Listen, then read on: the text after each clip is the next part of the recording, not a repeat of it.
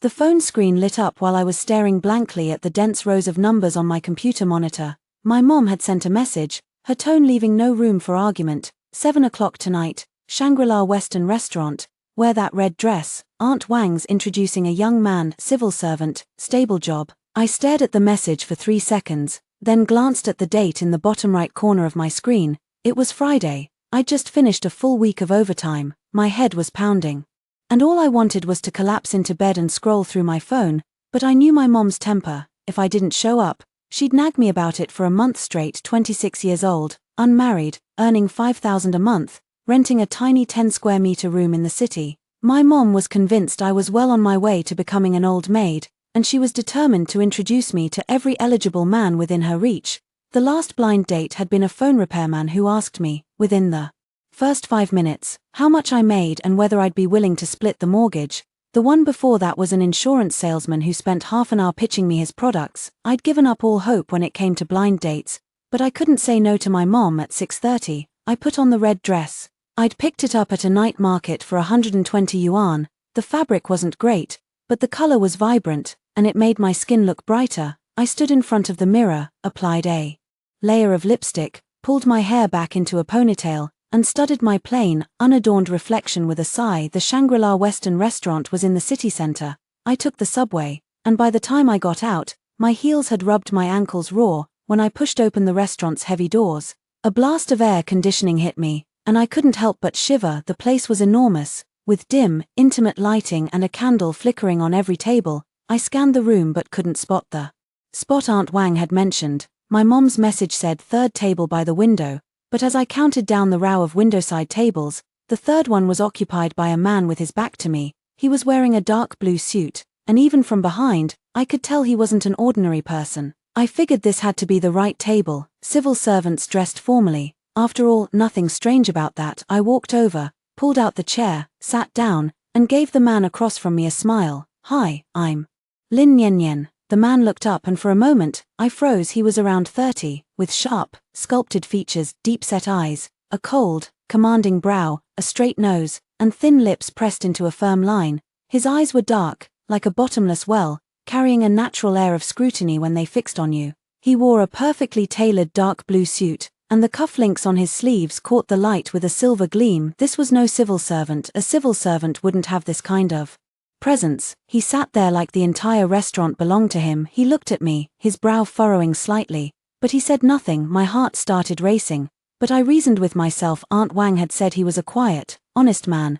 Maybe he just didn't talk much, so I forced myself to relax, picked up the glass of water on the table, took a sip, and said, "Traffic was bad on the way here. Sorry I'm a little late." He still didn't speak, but there was a flicker of amusement in his eyes now. His gaze made me deeply uncomfortable. I looked down and rummaged through my bag, desperate for something to break the awkward silence, but all I had in there were my keys, my wallet, and a pack of tissues my mom had stuffed in. "So, do you work long hours?" I asked, forcing myself to push through. "Not bad," he finally said. His voice was low, like the deep resonance of a cello string. "Oh, that's good, that's good." I nodded, thinking to myself that this conversation couldn't possibly get more painfully awkward. A waiter came over and handed us menus. I opened mine and nearly spat out my water. One steak, 880 yuan. I made 5,000 a month. If I ate this meal, I'd be living on air for the next 2 weeks. But the man across from me seemed utterly unfazed. He casually flipped through the menu, ordered a few dishes, none of which I could pronounce, while I gritted my teeth,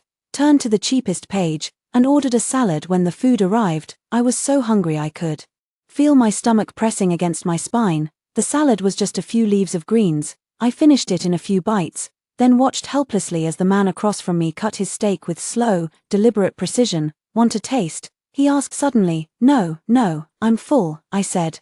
Even as my stomach betrayed me with a loud, traitorous growl, the corner of his mouth twitched. He pushed the plate toward me. "Eat." I hesitated for exactly 3 seconds before deciding not to fight my own appetite. I picked up a piece of steak and put it in my mouth. The meat was tender, the sauce rich and savory, the best thing I'd ever tasted in my life.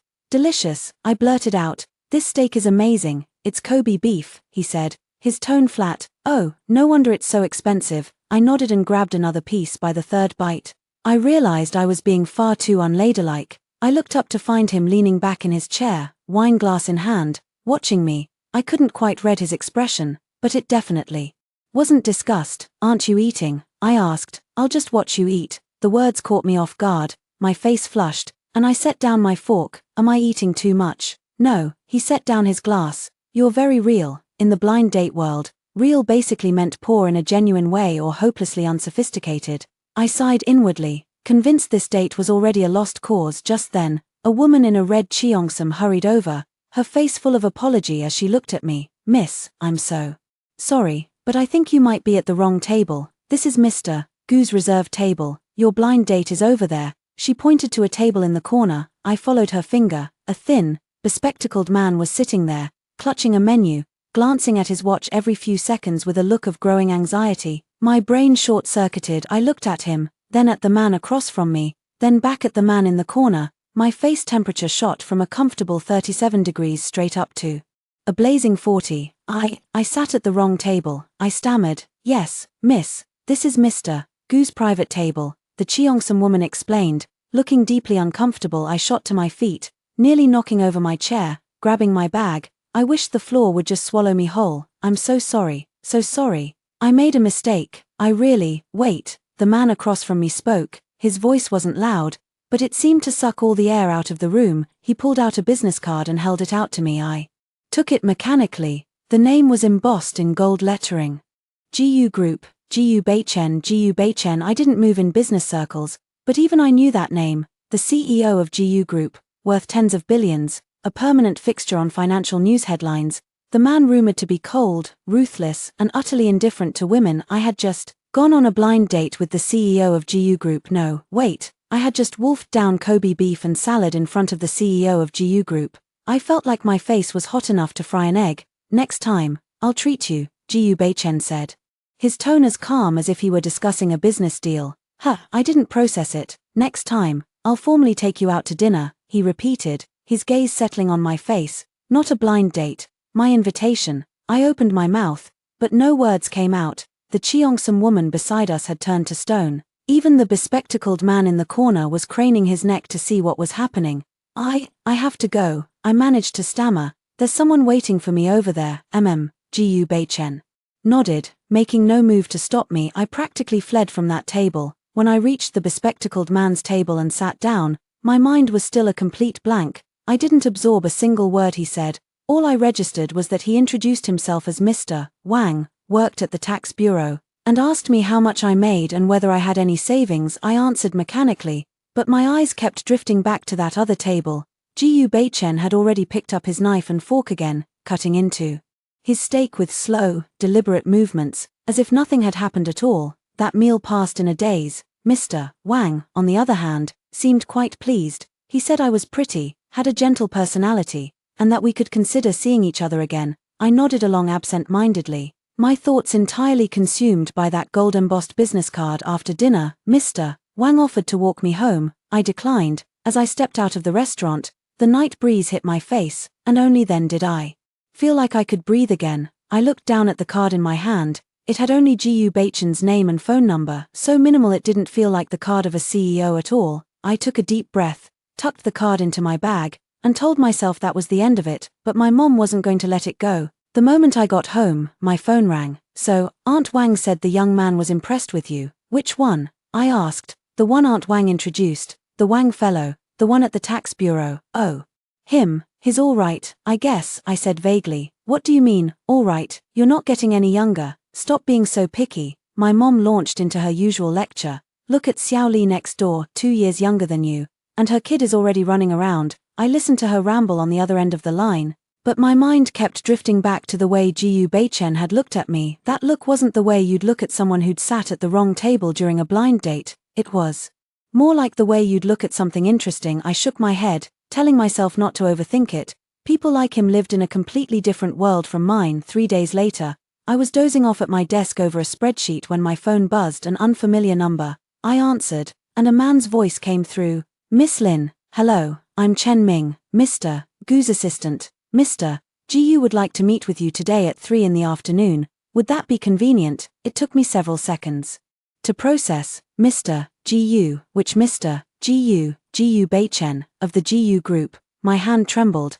and I nearly dropped my phone. What does he want? I asked, my voice shaking. He'll discuss the details with you in person. Would you be available? I hesitated, but eventually agreed. Whatever Jiu Beichen wanted with me, it probably wasn't anything bad, and if it were, he wouldn't have had his assistant call me personally at 3 o'clock. I took leave from work and went to the GU Group headquarters. I'd always glanced at that towering building whenever I passed by. I never imagined I'd actually be walking inside one day. The receptionist led me up to the top floor and pushed open a massive wooden door. Inside was an office so spacious it felt almost absurd. Floor-to-ceiling windows framed the entire city skyline, and sunlight poured in, washing over the dark marble floor and bouncing off it in cold, sharp reflections. Jiu Beichen sat behind his desk, reviewing documents. He looked up, glanced at me, and gestured to the sofa. Sit. I sat down, hands pressed flat on my knees, tense as a schoolkid called into the principal's office. He set down his pen, walked over, and took a seat across from me. Today he wore a dark grey shirt, sleeves rolled to his forearms, revealing a clean, defined line of muscle. Miss Lin, he said, his tone as calm as if he were discussing the weather. I asked you here today to discuss a transaction. A transaction, I repeated. I need to get married, he said. Bluntly, I need a marriage to stabilize the board. You, as my wife, would be a good fit. My mouth fell open, and I couldn't close it for a long moment. Why me? I asked. You must not be short on options. I'm not, he said, but none of them are suitable. I need an ordinary wife with no background. A complicated family situation would put me at a disadvantage with the board. The word ordinary hit me like a needle to the chest. I knew I was ordinary, but hearing it from someone else's mouth still stung, and, he continued, the way you handled yourself that day you sat at the wrong table, it told me you're genuine. I need someone who won't play games behind my back, so you want me to enter into a fake marriage with you. You could see it that way. He nodded. A contract marriage. 1 year. I'll give you 100,000 a month for living expenses. After a year, we divorce, and I'll compensate you with an additional 5 million. During that time, you only need to accompany me to necessary events and play the part of Mrs. GU. In private, we live our own lives. 100,000 a month, 5 million in compensation. I did the math quickly in my head. That money would cover my mother's surgery, pay off the family debts, and still leave plenty left over. I need time to think, I said. You only have today, he replied. Tomorrow, I'm announcing my marriage at the board meeting. I stared at him for a long moment, then asked, why the rush? Because there are people on the board who want to push their daughters on me. A cold smile tugged at the corner of his mouth as he said it. I took a deep breath. My mind flashed to my mother lying in a hospital bed. She'd never been healthy, and recently she'd been diagnosed with a heart condition. She needed surgery, 200,000 yuan. I'd saved for 3 years and only managed to put together 50,000. I accept, I said. Jiu Beichen looked at me, unsurprised by my answer. He stood, pulled a document from his drawer, and placed it in front of me. This is the agreement. Review it. If there are no issues, sign. I picked up the contract and read it line by line. The terms were clear, every clause spelled out precisely, like a business deal. I flipped to the last page, picked up the pen, and signed my name. Tomorrow at 9 in the morning, I'll pick you up. We're going to the Civil Affairs Bureau, Jiu Beichen said. You don't need to prepare anything. I'll handle everything. I nodded and stood up to leave. Lin Yen, he called out. Suddenly I turned back. Your mother's surgery fees, I've already arranged for them to be paid. I froze. Before you signed the agreement, I ran a background check on you, he said, his tone still flat. Your mother needs surgery. You don't have the money. Consider this my good faith gesture, paid in advance. I stood there, my eyes suddenly burning. I didn't know what to say. All I could manage was a quiet thank you before I hurried out of his office. When I stepped out of the building, the sunlight hit my face, and I realized my hands were trembling. I was married to a man I'd only met twice, and it was fake. When I got home, I lay on my bed, staring at the ceiling. My phone buzzed. A message from Jiu Beichen. 9 tomorrow. Don't be late. I replied with a single okay and tossed the phone aside. The next morning, I put on a white dress and light makeup. At exactly 9, Jiu Beichen's car pulled up outside my building. He was in a black suit today, sitting in the back seat. When I got in, he just said, let's go. We didn't speak a single word on the way to the Civil Affairs Bureau. He was on his phone the whole time. I stared out the window, my mind completely blank. The marriage registration was quick. Forms, photos, stamps, done in under 20 minutes. I held the little red booklet in my hands, staring at the photo of Jiu Beichen and me together, feeling like this was all an unreal dream. "Let's go," he said, taking the marriage certificate from my hands. "We're having dinner at the GU family home tonight." The GU family home. I tensed up. "To meet my parents," he said. "You married me, so you should meet your in-laws." I took a deep breath and followed him into the car. On the way, he gave me a quick rundown of the family. "My father is GU Zhangming. He used to be chairman of the GU group, now he's semi-retired. My mother is Zhao Xiulan, a homemaker. I also have a younger brother, GU Bei Shenyang. He's a year older than you. He's the one who was supposed to go on that blind date with you. He's a regular clerk at the tax bureau." "Wait," I said, my eyes widening. "Your brother, a civil servant?" "Yeah," he nodded. "My mother wanted him to get married, so she arranged a blind date, but something came up at the last minute, so he asked me to cover for him.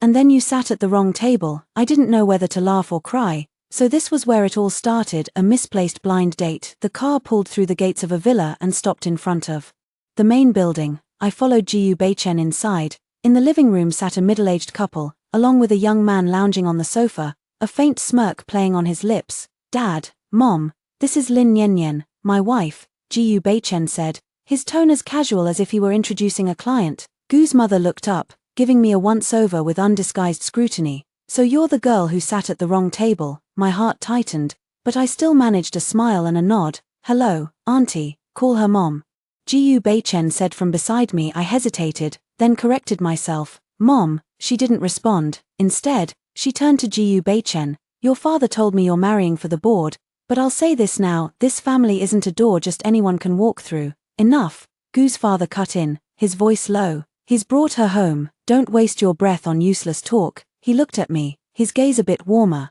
"How old are you, young lady?" 26. "And what do you do?" "I'm an office clerk at a company." Gu's father nodded and said nothing more.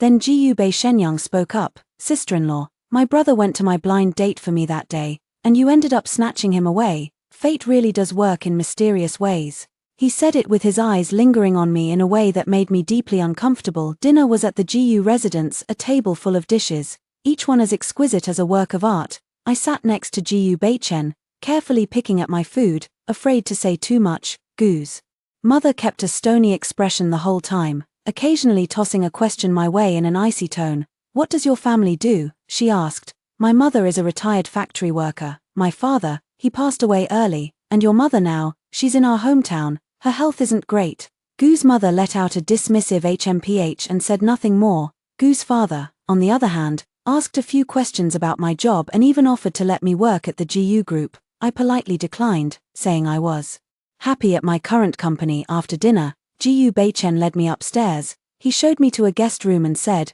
"You'll stay here from now on. I'm in the master bedroom. If you need something, you can find me. Otherwise, don't disturb me." His expression was cold as he said it, a complete shift from the man downstairs. "Understood," I said. He turned to leave, then stopped and looked back at me. "Remember, this is a transaction." The door closed. I stood there in that unfamiliar, luxurious room. Suddenly feeling exhausted, I collapsed onto the bed, stared at the ceiling, and let the tears fall without permission. I was married into a wealthy family, but this wasn't a fairy tale. This was a deal. The day I moved into Jiu Beichen's penthouse, I carried a single suitcase, everything I owned in the world. The apartment was on the top floor of the tallest building in the city center, over 300 square meters, with floor-to-ceiling windows that overlooked the entire city at night. I stood in the middle of the living room, looking at the expensive furniture and decor, feeling like I'd wandered into a scene from a movie. "Your room is at the end of the hallway," Jiu Beichen said, pointing. "If you need anything, tell the housekeeper. He comes on Mondays and Thursdays." "Okay," I nodded. Dragging my suitcase down the hall, "Lin Yanyan," he called. I turned. "There's food in the kitchen fridge. Use whatever you need. I don't eat at home much, so you'll be on your own." "Okay." I walked into the guest room, closed the door, and finally let out a breath. The room was huge, with its own bathroom and a bay window overlooking the river. I opened my suitcase and hung my clothes one by one in the closet, which was bigger than my entire room back home. For the first few days, I barely saw Jiu Beichen. He left early and came home late. By the time I woke up, he was already gone. By the time he got back, I was already asleep. Life was quiet, so quiet that I felt less like I was married and more like I'd just moved to a new place. Until the fourth day, when my mother called. "Nyen Nyen." Her voice sounded weak on the other end. "I'm having surgery next week. The hospital says someone already paid the fees. Is it someone you know? I paused, remembering what Gu Beichen had said. He had arranged the payment. Yeah, it's a friend of mine, I said. He lent me the money. What kind of friend is that generous? My mother asked. Is he your boyfriend? No, just a regular friend. You really think you can fool your own mother? Since when does an ordinary friend lend you 200,000? Mom sighed on the other end of the line. If you really have found someone, bring him home so I can take a look. I mumbled a few vague responses, hung up, and sat on the edge of the bed, staring into space. 200,000, for Gu Beichen. That might be nothing more than the cost of a meal, or the price of a single suit. But for me, it was an astronomical sum. My mother's illness had dragged on for 2 full years. Every month I scrimped and saved, funneling most of my salary into the bottomless pit of hospital bills. Yet that surgery fee always remained a distant, unreachable number. No matter how hard I tried, I was always short by a wide margin. Every time I saw her writhing in pain in the middle of the night, biting the corner of her blanket to keep from waking me, I hated myself for being useless, hated that I could only watch helplessly, unable to do a thing. Now the surgery fee was taken care of, but I didn't feel the slightest bit relieved, because this money wasn't a gift, it was bought with my marriage. I had sold a year of my life in exchange for my mother's. On paper, it was a fair trade, but no matter how I looked at it, my chest felt tight and heavy. I decided I had to do something to thank Gu Beichen. Even though he said this was just a transaction, at the very least, I wanted him to know I wasn't the kind of person who only knew how to take. The next day was Saturday. I got up early, while the sky was still pale grey, and carried my shopping bag down to the fresh market on the ground floor. I made braised pork ribs, stir-fried broccoli, and tomato egg drop soup, all the most ordinary home-style dishes. The ribs simmered for 40 minutes until the sauce turned thick and glossy. The broccoli was blanched and then flash-fried over high heat, staying crisp and bright green. The tomato egg soup was perfectly balanced between sweet and tangy, made the way my mother had taught me.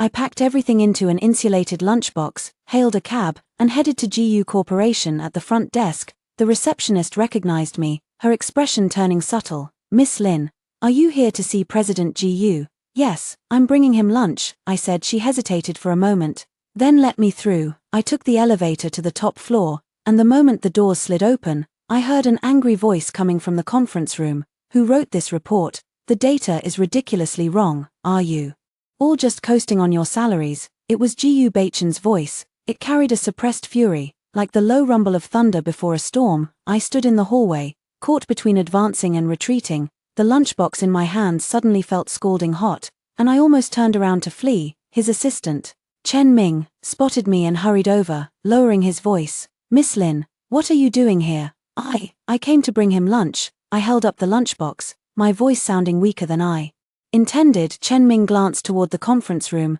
his brow furrowing slightly. President Gu isn't in the best mood right now. Maybe you should wait a moment. No sooner had the words left his mouth than the conference room door swung open. Gu Beichen strode out, his face so dark it looked like it could drip water. He was wearing a white shirt, his tie loosened halfway, a vein pulsing faintly at his temple. When he saw me, his steps faltered. What are you doing here? I brought you food, I said, my voice much smaller than I'd planned. Have you eaten? He didn't answer. His gaze dropped to the lunchbox in my hands, and he was silent for a few seconds. Those seconds stretched out like an eternity. Then he turned back to the people in the conference room and said, 10-minute break. They all filed out like prisoners granted a reprieve. Every single person who passed me shot me a curious look, and a few even glanced back over their shoulders. I stood there, feeling like the small animal that had wandered into a wolf den, utterly out of place. Gu Beichen walked over to me and took the lunchbox. Come in. I followed him into his office. It was enormous, with a floor-to-ceiling window facing the city skyline. Sunlight poured in, spreading a sheet of gold across the floor. He sat down on the sofa and opened the lunchbox. The food was still steaming, the aroma wafting out and filling the air with a hint of home. He picked up a piece of pork rib and put it in his mouth, chewing a few times, his expression unchanged. How is it? I asked nervously, my fingers twisting together without my realizing it. Not bad, he said, and took another piece coming from his mouth. Not bad was already high praise. I let out a quiet breath of relief and sat down across from him. Watching him eat the entire box of food, bite by bite, he ate with focus, unhurried, even mixing the sauce into the rice. Watching his profile, I suddenly thought that this cold-faced president Wasn't actually that hard to please. You made this? He asked, setting down his chopsticks. Yes, I made it myself. He nodded and placed the empty box on the table. No need to bring food in the future. I have a work meal at noon. Oh, I felt a pang of disappointment but nodded anyway. However, he paused, as if weighing his words. Bringing it once in a while is fine too. I looked up and caught the corner of his mouth twitch slightly. It was gone in an instant, replaced by his usual expressionless mask. But in that moment, I felt like he wasn't so cold after all. That fleeting curve was like a sliver of winter sunlight, slipping into some corner of my heart. That evening, when I got home, I found a box of strawberries on the coffee table in the living room. They were bright red, each one large and plump, as if just picked from the vine, with an imported label stuck on top. I looked around. Gu Beichen wasn't home. I picked up the box and found a sticky note attached to it. Written in sharp, concise handwriting, "Bought them on a whim." I couldn't help but laugh. Those 3 words didn't look like on a whim at all. From that day on, our relationship began to shift. Slowly but surely, we still slept in separate rooms, but would occasionally cross paths in the living room. He'd read his documents, I'd watch my dramas, neither of us disturbing the other. Sometimes he'd suddenly ask, "Is this drama any good?" I'd nod, and he'd sit down and watch for a while. He never commented on the plot, just sat there quietly. And occasionally his gaze would drift across my face before moving away as if nothing had happened. Once, I was watching a Korean drama where the female lead was dying of a terminal illness and the male lead was sobbing his heart out. I was crying right along with him, tears streaming down my face as I grabbed tissues to wipe my nose, building a small mountain of crumpled tissues on the coffee table. Gu Beichen sat beside me, watching me with a complicated expression. "What's there to cry about?" "You don't understand," I sniffled, my voice thick with tears. "This is love." He was quiet for a moment, then said, "Love is crying like this. Love is knowing you'll cry, but still being willing to watch," I said, and the tears fell again. He didn't say anything else, but that night, for the first time ever, he didn't retreat to his study. Instead, he sat in the living room and watched the rest of the drama with me. When the female lead finally died, I cried all over again, my shoulders shaking with sobs. He handed me a tissue without a word, just sitting there silently like a quiet mountain. That night, I lay in bed, tossing and turning, unable to sleep. Moonlight seeped through the gap in the curtains, drawing a silver line across the floor.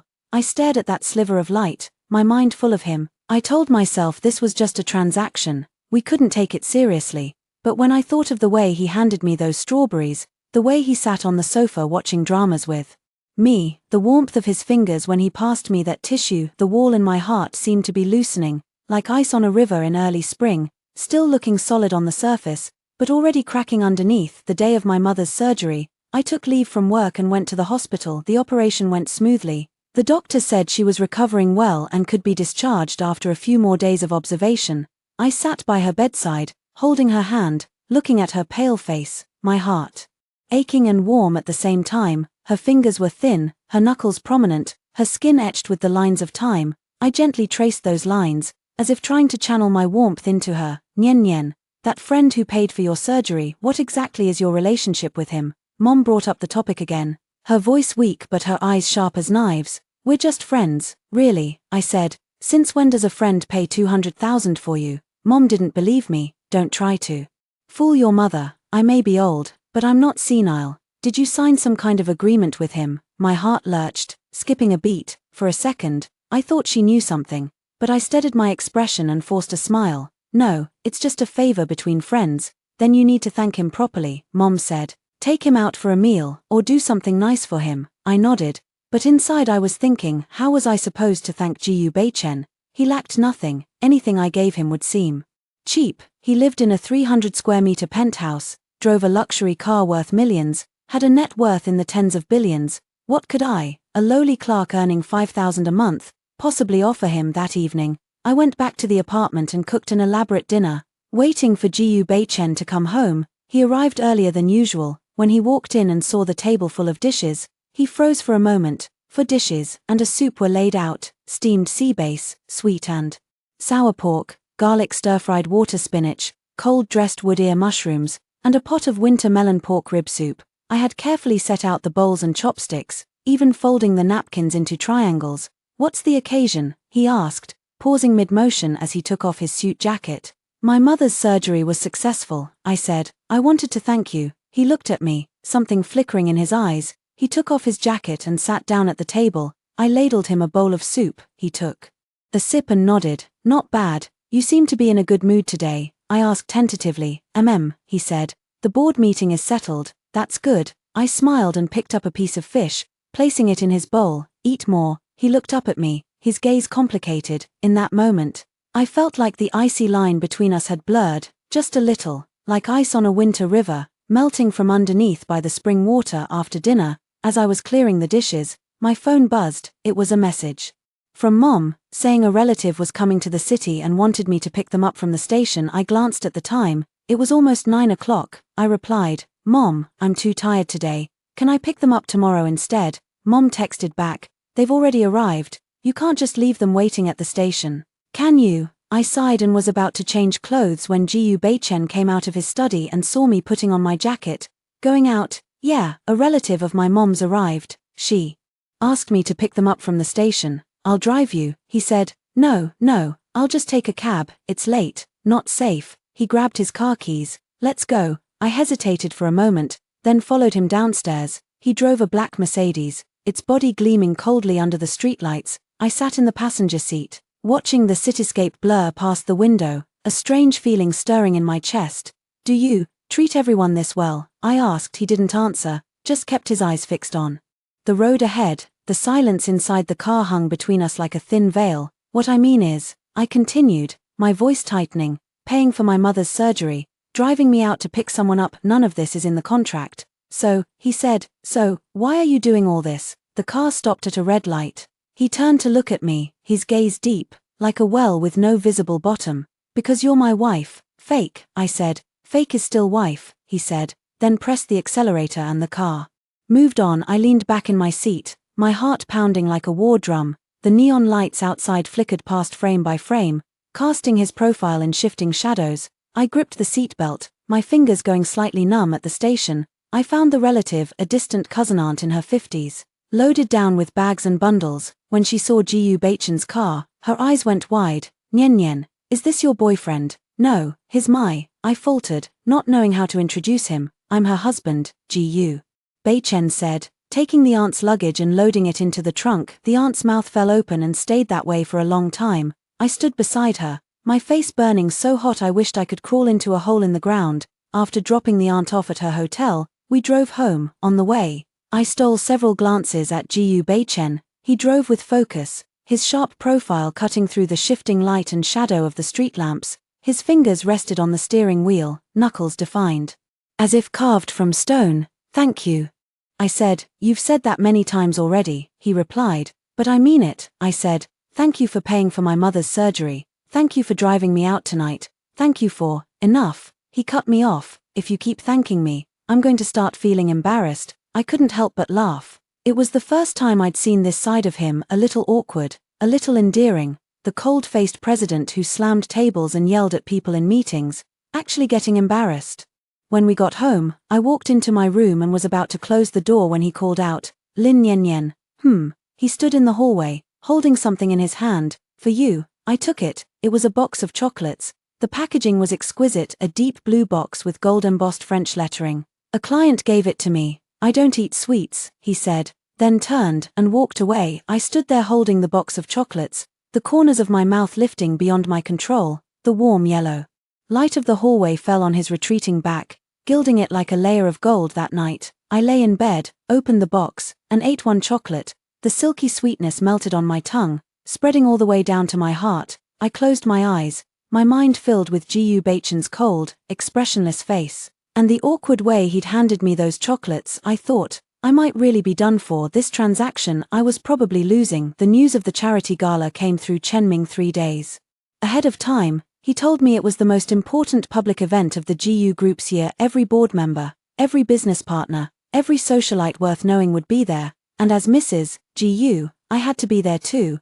I stared at the schedule he'd sent to my phone, my fingers trembling slightly. It felt like being told I had to sit for an exam where every question was in a language I didn't speak. I asked Chen Ming whether I needed to prepare anything. He paused for a few seconds, then said the CEO would arrange everything. Sure enough, that same afternoon, a delivery arrived, a gown and jewelry. The dress was a champagne-colored floor-length number, clean lines, simple tailoring, and the fabric slipped through my fingers like water. Inside the jewelry box lay a pearl necklace, every bead round and full, glowing with a soft, milky luster. I stood in front of the mirror after changing, and I almost didn't recognize myself. The woman staring back had delicate makeup, a long slender neck.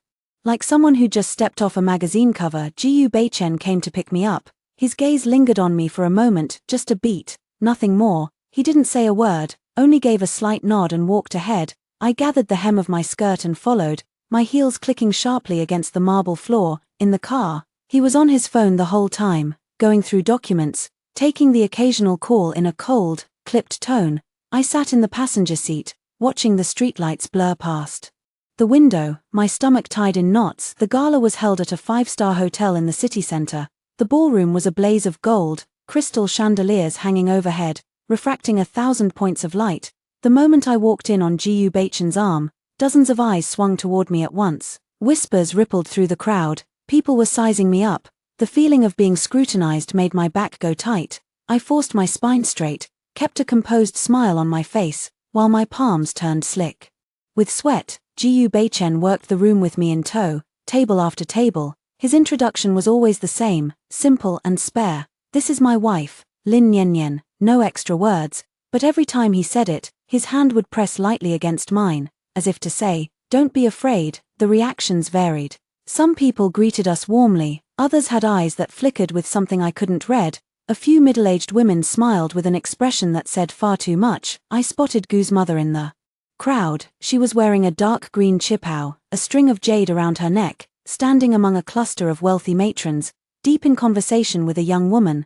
That woman was tall, with delicate, striking features, wearing a red backless gown. She stood beside Gu's mother with the poise of a swan. My heart gave a hard thump. I had a bad feeling about this. Sure enough, Gu's mother soon walked over with the woman in tow. She smiled at Gu Beichen and said, "Beichen, look who's here." Qinghe just came back from France. She came specially for tonight's gala. The woman, Shen Qinghe, extended a slender hand, her smile warm and polished. "Beichen, long time no see." Gu Beichen's expression barely shifted. He gave a faint nod and replied, "Long time no see," but I felt his arm stiffen for just a split second. I was standing right beside him. I felt it clearly. Shen Qinghe's gaze slid over to me, sweeping me from head to toe, her smile untouched. "So this is Miss Lin. I've heard about you from Auntie. You really are special." She drew the word special out softly, but I caught the needle hidden inside it. I smiled and said nothing, but Gu Beichen spoke up then. "She's my wife." He emphasized it, his tone calm but absolute. Shen Qinghe's smile froze for half a second before snapping back into place. Once the formal dinner began, I sat beside Gu Beichen, directly across from Shen Qinghe. She was seated with Gu's mother, occasionally leaning in to murmur something, occasionally glancing up at me with an expression I couldn't quite name. I kept my head down, focused on my plate. The food was exquisite, every dish looked like a piece of art, but I had no appetite. All I could feel were those eyes, pricking at me like needles. During the break, I went to the restroom to touch up my makeup.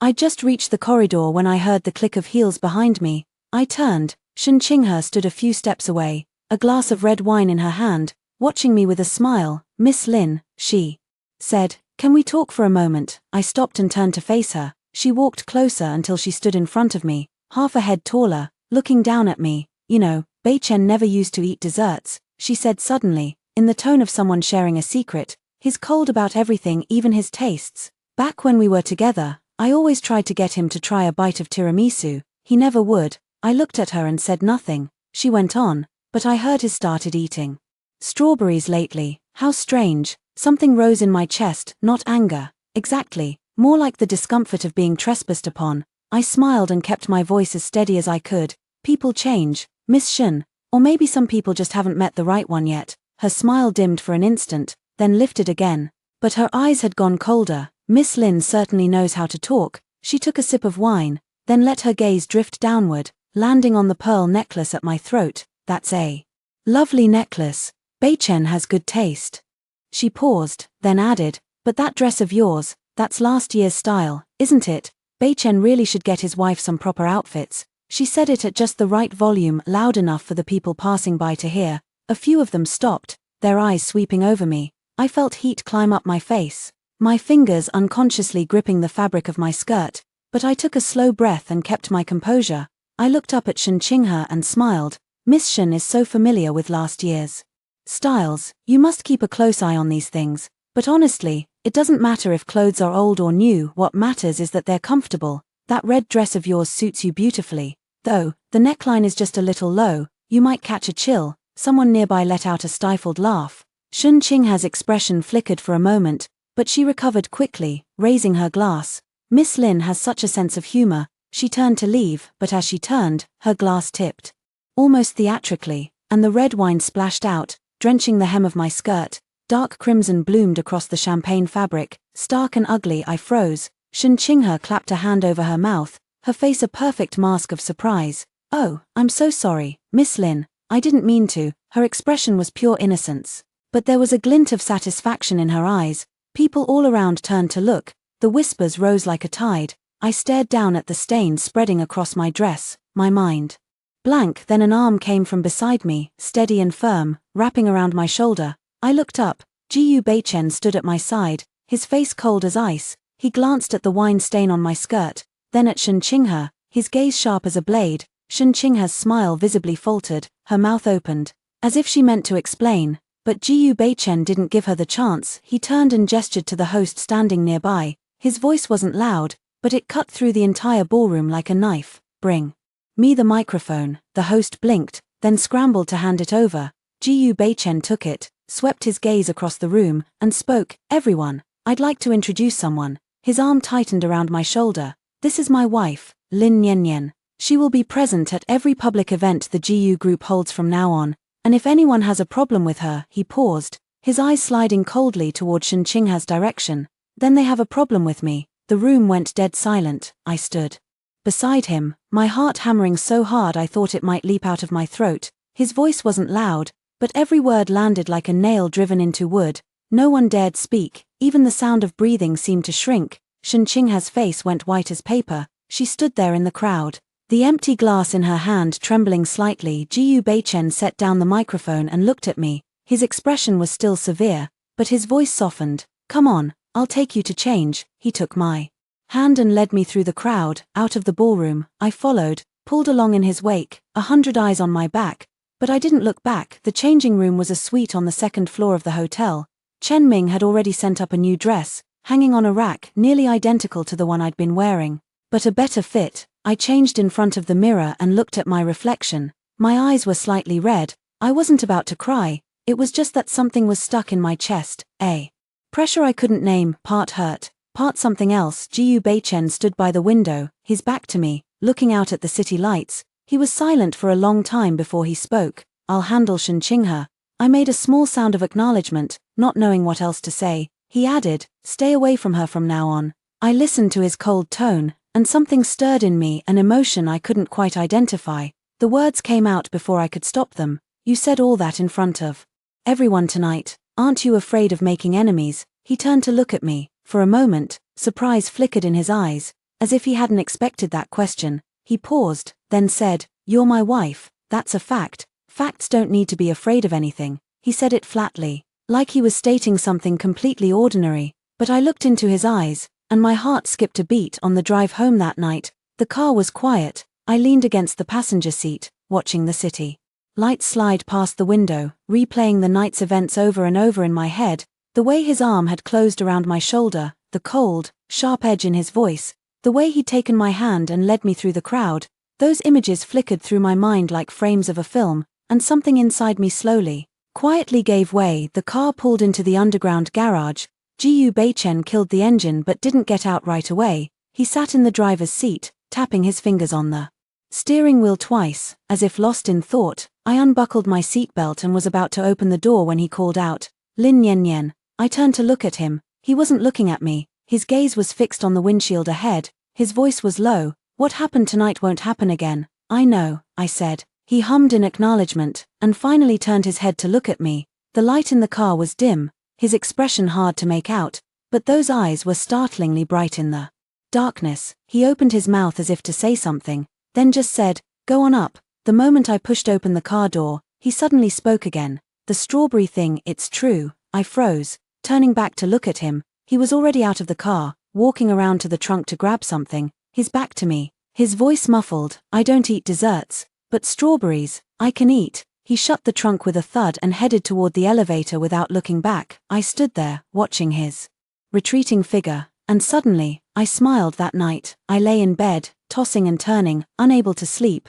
My phone screen lit up, a message from him. Just 4 words, "Good night, don't be afraid." I stared at those 4 words for a long time, then pressed the phone to my chest and closed my eyes. I thought to myself, I'm probably not getting away from this one. The rumors started spreading through the company 3 days after the charity gala. I'd thought I'd hidden things well. After all, my marriage to Gu Baichen hadn't been announced with any fanfare. People at work only knew I'd married someone decent. No one knew exactly who, but Gu Baichen's words at the gala had been caught on camera by the media. My face was pixelated in the photos, but anyone who knew me could still recognize my figure, my profile. The first day, it was whispers behind my back. I went to the break room to get water, and 2 co-workers I barely knew were huddled together talking. The moment they saw me, they clammed up, eyes darting away. I pretended not to notice, grabbed my cup, and walked back to my desk. The second day, things escalated. Someone posted anonymously in the company group chat, "Lin Yan from admin hitched herself to the GU Group CEO. No wonder she seemed so unremarkable, turns out she's got skills." A string of snide replies followed. Someone said she was a real Cinderella. Someone else asked what methods she'd used. My direct supervisor, Sister Liu, called me into her office and tactfully warned me to watch my image. She said, Nian, your situation is all over the company. Some people aren't saying nice things.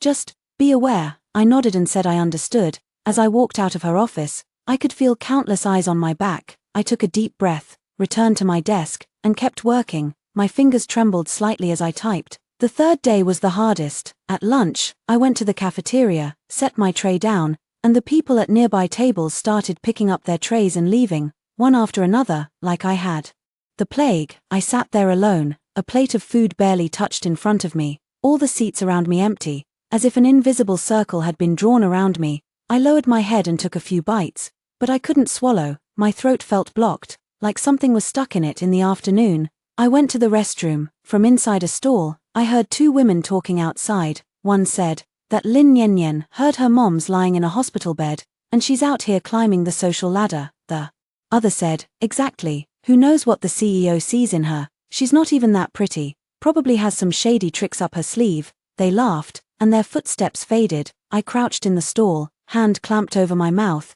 tears dripping down in silence. I'd been talked about before, but I'd never been isolated like this. It felt like being trapped in a glass dome. Everyone could see me, but no one wanted to come near. I wiped my tears, fixed my makeup, and went back to my desk to work. I couldn't cry. If I cried, I lost. That's what I told myself when I got off work. I didn't go straight home. I didn't want Gu Baichen to see my swollen eyes, didn't want him to think I was weak. I sat in the convenience store downstairs from the office, bought a bottle of ice water, and pressed it against my eyes. Only when the redness had faded did I get up and head toward the subway station. Halfway there, I suddenly didn't want to go back. That penthouse was big, but it was cold, a gilded cage. I stood at the side of the road, watching the traffic stream past, and suddenly felt exhausted. I didn't notice the black car that had been following me the whole time, not until my phone rang, the screen showing Gu Baichen's name. I picked up. His voice was cold. "Where are you?" I said I was on my way home. He paused for 2 seconds. "Turn around." I froze, turned, and saw that familiar black sedan parked at the curb about 10 meters away. The window rolled down, revealing Gu Baichen's expressionless face. I hung up and walked over. He got out, gave me a once-over, his gaze settling on my eyes. I quickly looked down, pretending to rummage through my bag. He didn't say anything. He opened the car door and gestured for me to get in. I hesitated, then climbed in. The car was quiet, no music, no words. The engine started, but it wasn't heading toward the apartment. I asked where we were going. He didn't answer. The car drove for about 20 minutes and stopped at a place I'd never been. It was a small park in the old part of town, lined with tall plane trees, dim streetlights, no one around. He killed the engine, unbuckled his seatbelt, and turned to face me. "What happened at work today?" he asked. His tone wasn't harsh, but there was a seriousness that brooked no evasion. I opened my mouth to say nothing was wrong, but my throat tightened and tears welled up again. I fought to hold them back, biting my lip, refusing to cry. He waited quietly, no urging, no tissues. That silence somehow snapped the last thread holding me together. I kept my head down, voice muffled. Nothing. Just, people saying things. He said, what things? I said, the usual, that I climbed the ladder, that I used tricks. He was silent for a few seconds. Who said it? His voice was calm, but I could hear the anger simmering beneath it. I shook my head. Doesn't matter, it'll die down in a few days. He didn't press further. The car started again, and we drove back to the apartment. I thought that was the end of it, but the next day at work, the atmosphere was different. People looked at me with a strange, complicated expression. Sister Liu called me into her office again.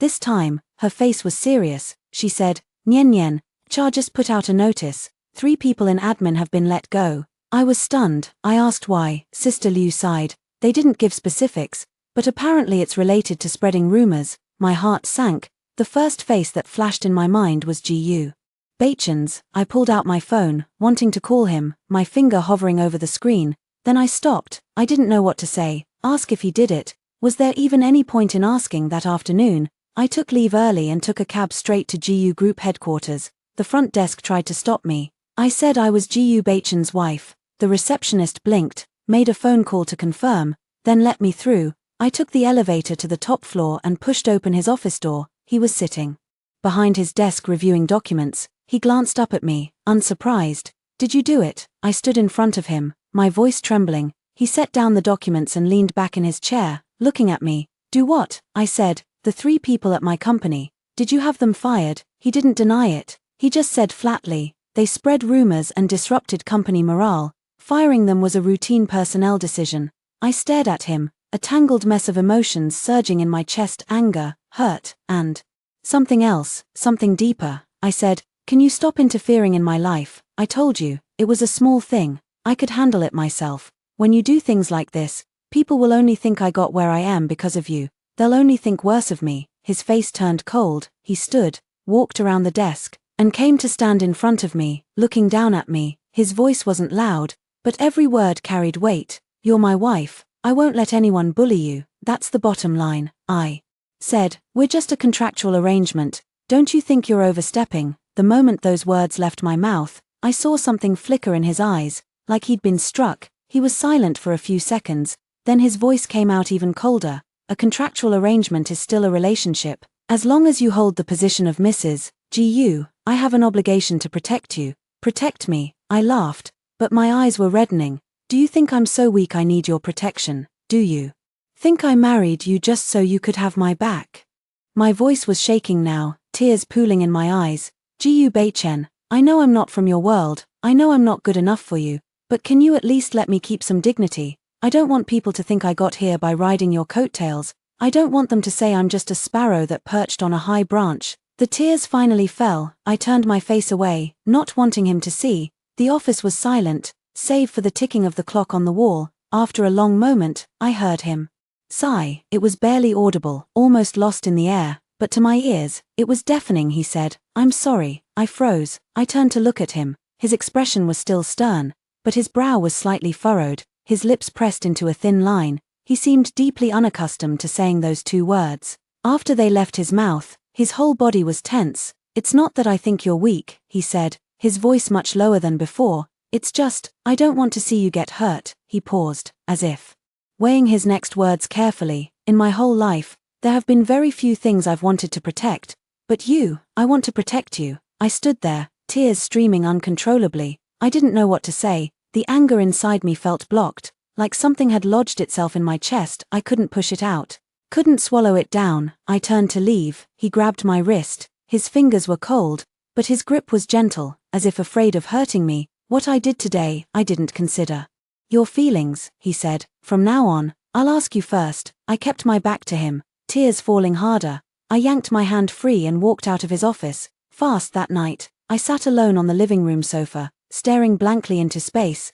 Gu Baichen didn't come home. Chen Ming called to say he had a business dinner. I knew, deep down, that he was deliberately giving me space. I leaned back against the sofa, my mind a tangled mess, replaying everything from the day, the expression on his face when he stood in his office and said, I want to protect you, the temperature of his fingers when he grabbed my wrist, the furrow between his brows when he sighed. I don't know how long I sat there before I drifted off to sleep. When I woke up, a blanket had been draped over me, and a bouquet of flowers sat on the coffee table. White bellflowers, arranged in a simple glass vase, the petals still beaded with water droplets. Beside it was a note, weighed down by the vase. The handwriting was G.U. Baichen's, firm and angular, just like the man himself. It read, "I'm sorry, the flowers are an apology. There are strawberries in the fridge." I stared at that note for a long time, then I picked up the flowers and brought them to my nose, inhaling deeply. The scent of the bellflowers was faint, barely perceptible. But the tightness in my chest seemed to loosen, just a little. In the days that followed, the rumors at the company gradually died down. The new colleagues who hadn't been around for the earlier incident treated me normally. Occasionally, someone would whisper behind my back, but I stopped caring. I began to learn how to tune out those voices and focus on my work.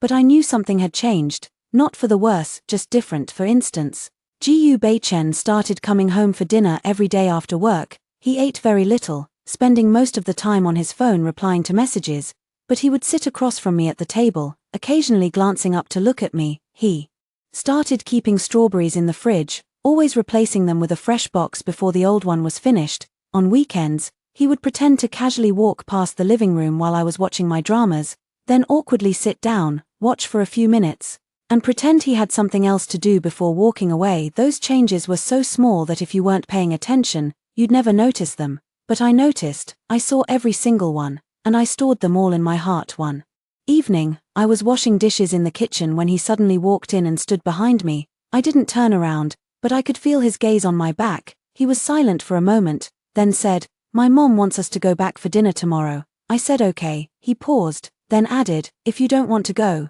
you don't have to." I turned to face him, smiling. "It's fine, I can handle it." He looked at me with an emotion in his eyes that I couldn't quite read. He reached out a hand, as if to touch my hair, but stopped midway and pulled it back. Turning to leave the kitchen, I watched his retreating back, and a wave of inexplicable bitterness washed over me that night. I lay in bed staring at the ceiling, my phone screen lit up with a message from him.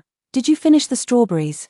I'll have someone send a new box tomorrow." I replied, "Not yet, don't send more, I can't finish them." He answered, "Leave them, eat them slowly." I stared at those 4 words, and the corner of my mouth curved up involuntarily. I thought about what Shen Qinghe had said, that G.U. Baichen never used to eat desserts. I remembered the awkward expression on his face when he said, "Strawberries are okay." I thought about the hand he'd reached out in the kitchen today. I closed my eyes, and a voice inside me whispered, "Lin Yen Yen, you're done for." Discovering that photograph was an accident. It was the weekend, and G.U. Baichen had gone to the office to work overtime, leaving me alone at home. The housekeeper had just finished cleaning and left, and the entire apartment was so quiet I could hear my own breathing. Bored, I wandered around for a bit, thinking I'd find a book to read, and ended up walking into his study. His study was spacious, with bookshelves lining 3 walls, neatly packed with books, mostly economics and business management, along with some history. His desk sat by the window,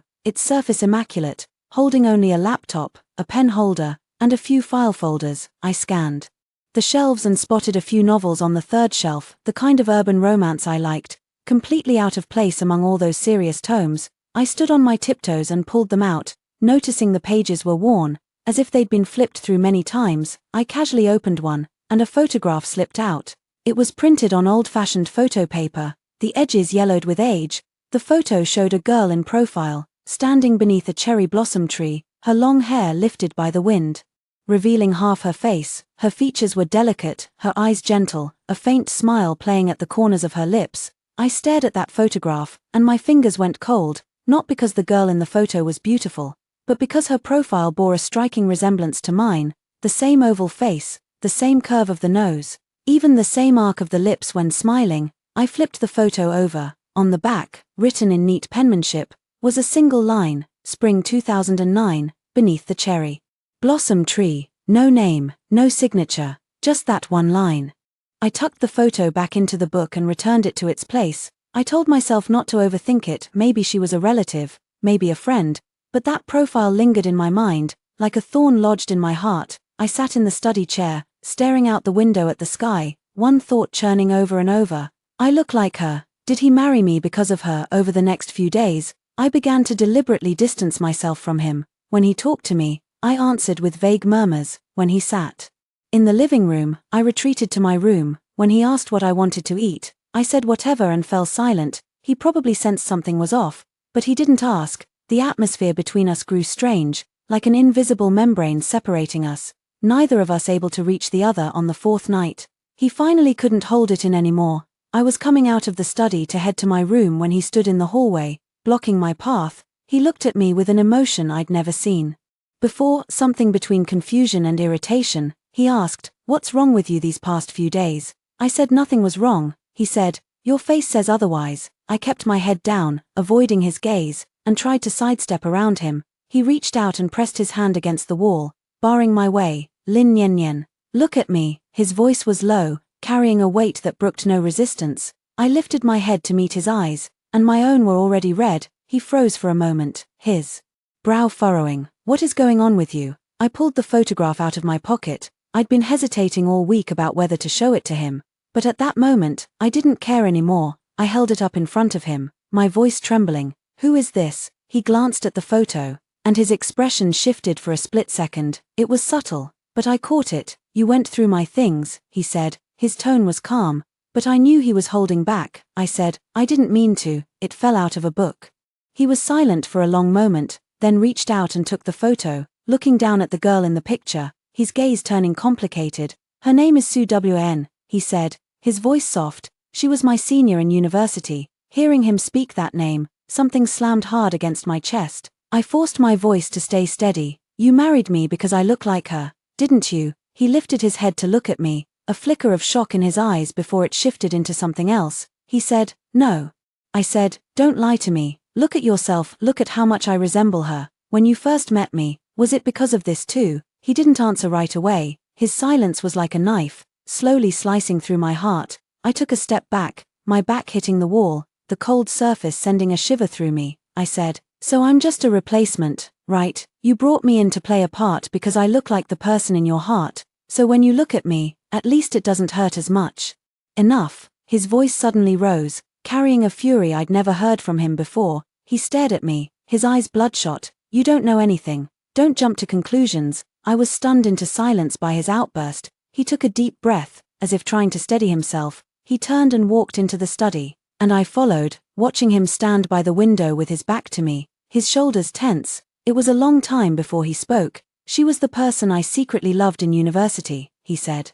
His voice so low it seemed squeezed from his chest. "For 4 whole years. I never even had the courage to confess. When we graduated, her family arranged a marriage for her. The other party was the heir of another family. She didn't want to marry him, but she had no choice. Her family needed that union to keep their finances afloat. Before she left, she wrote me a letter, saying she loved me too, but it was too late." His voice faltered. I stood behind him, watching his shoulders tremble slightly, and something in my chest began to ache. After she married, her life was miserable. Her husband treated her badly. She was frail to begin with, and with her depression, she fell ill 2 years later. He was silent for a long time before he spoke the final words. When she passed, she was only 25. The room fell into a terrible silence. I stood behind him, tears streaming silently down my face. So that was it. It wasn't a melodramatic substitute story, it was a regret of a confession that came too late. But the bitterness in my heart didn't ease. If anything, it grew heavier,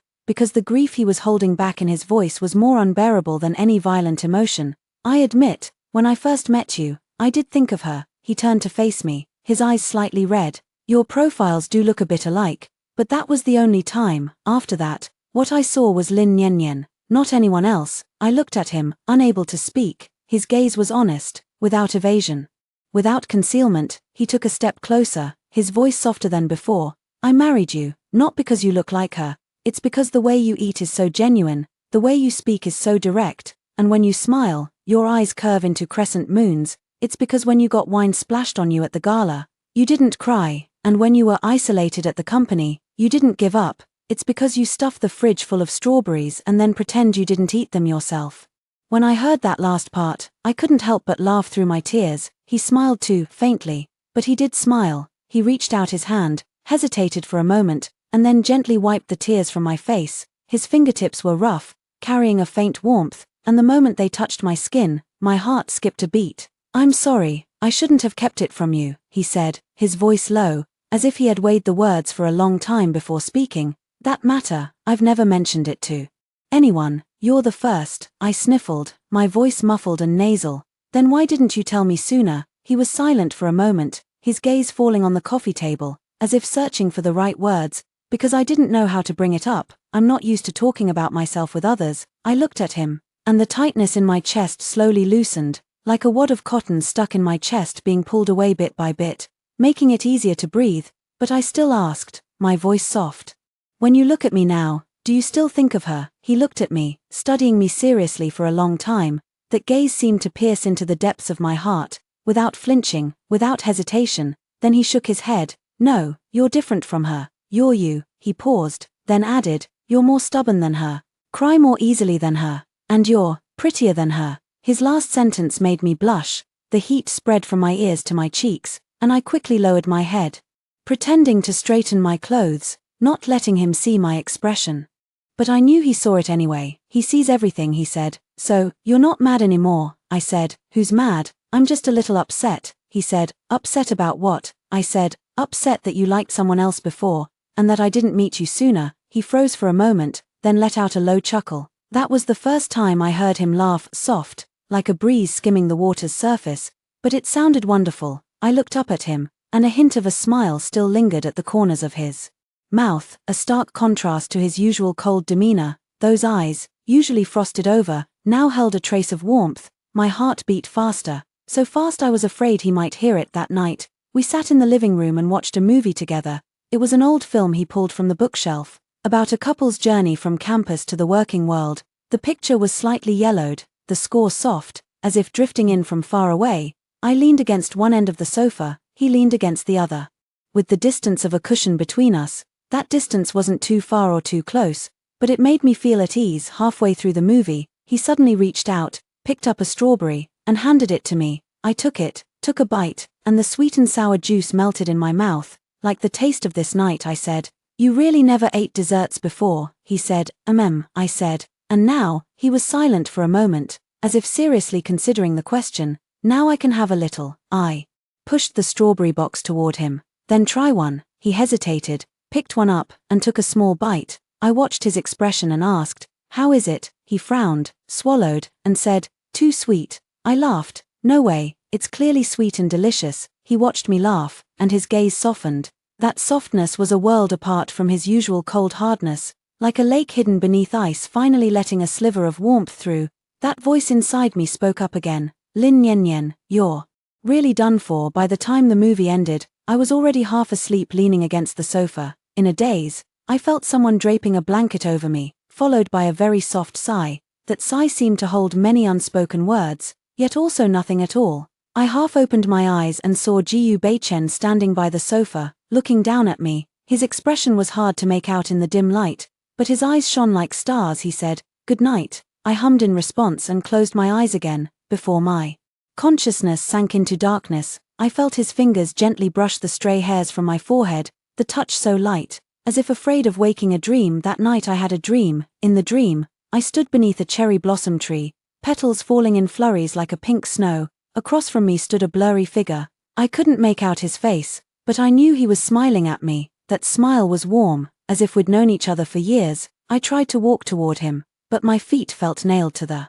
ground, unable to move. I panicked and tried to shout, but no sound came out. Then a hand reached out and took mine, warm and strong. When I woke up, I found my hand tightly clutching the corner of the blanket. The sky outside had already brightened, and sunlight streamed through the gap in the curtains, falling on the floor like a golden thread. I lay in bed, staring at the ceiling, with an indescribable feeling in my chest, like something was quietly sprouting, and something else was slowly settling. I thought of what he said, "You're different from her. You're you." I buried my face in the pillow and smiled. In the days after the Cold War, our relationship felt like walking on a thin tightrope, with abysses on both sides. Although the photo incident had been resolved and I was no longer angry, a stone still hung in some corner of my heart. It wasn't that I didn't trust him, it was that I was starting to doubt myself. I kept thinking over and over, what is there about me that's worth his affection? I'm not particularly pretty, my family background is ordinary, my job is ordinary, and even my personality isn't particularly likable. A man like him could have any woman he wanted, why me of all people? This self-doubt wrapped around me like vines, tightening more and more. I grew quiet, no longer joking with him like before, no longer initiating conversations. He probably sensed it, but he didn't push me, he just stayed by my side silently, like a silent mountain. Sometimes when I got up at night for water, I'd see the light still on in his study. Sometimes when I left in the morning, I'd find breakfast at the door that I'd casually mentioned wanting. He never said anything, but he did everything. The turning point came on a Wednesday afternoon. I received a call from the hospital saying my mother's condition had suddenly worsened and she needed to be transferred immediately for surgery, costing around $300,000. I hung up, frozen at my desk, my mind buzzing. $300,000, my entire savings didn't even reach $50,000. My first thought was to turn to Gu-Bei-Chen, but that thought was suppressed the moment it surfaced. We had signed a contract agreeing not to interfere in each other's finances. I received $100,000 a month as living expenses. That was part of the agreement, but asking for extra money, I couldn't bring myself to do it. I took leave and rushed to the hospital's billing office, asking the doctor if I could pay in installments. The doctor said no, the surgery fee had to be paid in full upfront, per hospital policy. I crouched in the hallway, pulled out my phone, scrolled through my contacts, and called several close friends. After borrowing from everyone, I scraped together less than $80,000. I stared at the number on my phone screen, tears splashing onto the glass. $80,000, still so far from $300,000. In the end, I still called Gu-Bei-Chen. The phone rang for a long time. No answer. I called again, still no answer. Ju Ming's phone was unreachable too. I crouched in the hospital corridor, feeling like the whole world was collapsing around me. People came and went, the smell of disinfectant stung my nose, and I hugged my knees, feeling like I'd been stranded on a deserted island. I don't know how long passed before my phone suddenly rang, an unfamiliar number. I picked up, and a woman's voice came through, saying she was Gu-Bei-Chen's personal secretary, that Mr. Gu was in a board meeting with his phone on silent, and asked if there was a message she could pass along. I opened my mouth, said it was nothing, and hung up. I clutched the phone in my hand, my knuckles turning white. At that moment, a thought surged through me. I don't want to rely on him. I don't want every time I hit a wall. The only option is to hope he'll save me. I stood up, wiped away my tears, went to the bank to withdraw all my savings, then went back to the doctor and mortgaged everything I could. In the end, I scraped together enough for the first installment. By evening, I dragged my exhausted body back to the apartment. Gu-Bei-Chen was already home, sitting on the living room sofa. When he saw me come in, he stood up and asked, "You called me today, what was it about?" I said it was nothing, my tone flat. He looked at my expression and frowned. "You've been crying." I said I hadn't. He walked over and reached out to touch my face. I stepped back, his hand froze mid-air, his expression stiffening for a moment. He said, "Lin Yen Yen, what's really going on?" I kept my head down, silent. He asked again, his voice heavier than before. Suddenly, I felt so tired, too tired to explain, too tired to keep pretending, too tired of feeling like all the hesitation and unease in this relationship rested on my shoulders alone. I looked up at him and said, "Gu-Bei-Chen, let's get a divorce." The room fell silent for a few seconds. He stared at me, with an emotion in his eyes I'd never seen before, as if confirming he'd heard correctly. He said, "What did you say?" I said, "Divorce. I don't want the money. Let me go." He didn't answer immediately. He stood there, motionless, staring at me, his expression shifting from shock to cold hardness. That coldness I recognized. It was the look he wore at board meetings, the look he wore around outsiders. He turned, walked to the coffee table, pulled out the contract we'd signed from the drawer, flipped to the last page, picked up a pen, and signed his name on the signature line. His movements were quick. Without a trace of hesitation, after signing, he pushed the contract toward me and said, "Fine." That fine was spoken softly, but it hit my heart like a hammer. I hadn't expected him to agree so readily. I stared blankly at his signature on the contract, the ink still wet, glinting under the light. I picked up the contract, my fingers trembling. I said, "Thank you." Then I turned and walked back to my room. I closed the door, leaned my back against it, and slowly slid down to the floor. I thought I would cry, but my tears seemed blocked. Not a single one fell. I sat there, my mind blank, unable to think of anything, unable to feel anything, like all my emotions had been drained away, leaving only an empty shell. That night, I heard sounds outside, the opening and closing of doors, then footsteps, pacing back and forth many times. I assumed he was packing his things and didn't pay attention. Eventually, the sounds stopped, and the apartment fell very quiet. I lay in bed, staring at the ceiling, unable to sleep all night. The next morning, when I walked out of my room, I found the apartment empty. His slippers were still by the door, and the blanket he always used on the sofa was folded neatly. On the coffee table lay the signed divorce agreement, with a key and a bank card pressed beside it. Underneath the bank card was a note that read, "The password is your birthday." I stared at that note, and something in my chest felt like it was being violently twisted. I picked up the bank card, turned it over in my hand several times, then put it back where it was. I don't want his money, since I said I didn't want it. I packed up my things. There wasn't much, really. One suitcase was enough. I hadn't brought much when I arrived, and I left with about the same. I pulled my suitcase out of the apartment, and the moment the elevator doors closed, I looked up at the closed door at the end of the hallway. The elevator descended, the numbers ticking down one by one. And my heart sank with each one. On the first night back in my rented room, I sat alone on the bed, looking at the peeling walls around me, and suddenly felt that this place felt more like home than that lavish penthouse. At least here, I didn't have to worry about not being good enough. I called the hospital to confirm my mother's transfer time, then opened my phone and deleted all of Gu Baichen's contact information.